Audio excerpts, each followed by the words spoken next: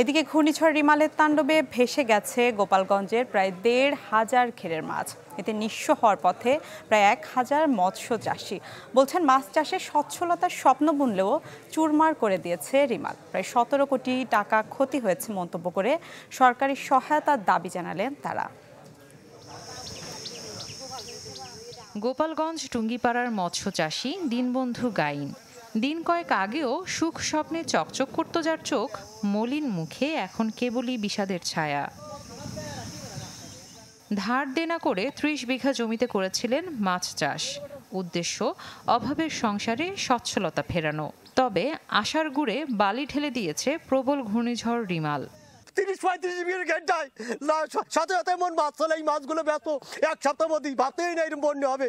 শুধু দিনবন্ধু নন, ঘূর্ণিঝড় রিমালে ক্ষতিগ্রস্ত জেলা সদর, টুঙ্গিপাড়া ও কোটালীপাড়া উপজেলার হাজারখানেক মাছ চাষি বলছেন, জোয়ারের পানিতে ভেসে গেছে বেশিরভাগ মাছ। নেটের বাঁধ দিয়েও ঠেকানো যায়নি ভেসে যাওয়া। ১৫ মন খালি বাচ্চা মাছ ছাড়ছি, আর পুরনো মাছ ছিল ৩,০০০।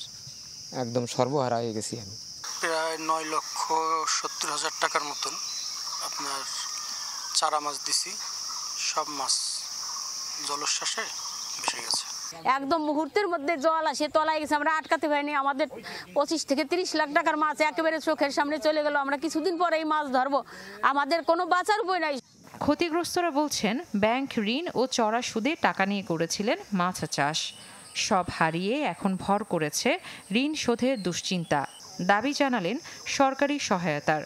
টাকা পয়সা লোন করিয়া সুদি করিয়া টাকা পয়সা নিয়ে ঘের করছে, সব মাছ বেরিয়ে গেছে। মাছ ছাড়া সব ঋণ দেনার পরে লোন করা, অনেক টাকা সুদে বেজা আনা। আসলে সরকার যদি আমাদের দিকে না তাকায়, আমাদের তো বাঁচার কোনো উপায় নাই।